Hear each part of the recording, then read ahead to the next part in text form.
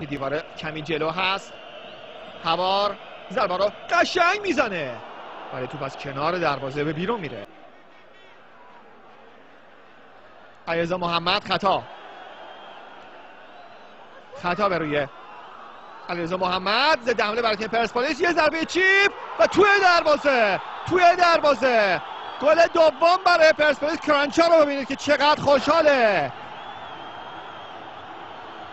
ضد حمله بسیار سریع و گل دوم در درون دروازه تراکتورسازی قرار میگیره. حالا دیگه میتونیم بگیم پرسپولیس به روزهای خوبش برگشته.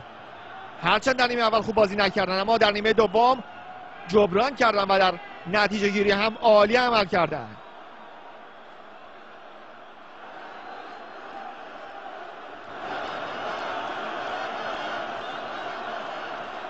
زننده گل هوار مولا محمد که به خاطر خوشحالی عجیب و غریبش یک کارت زردم گرفت. کنه تراکتورسازی تبریز خیلی خوب زد هوار.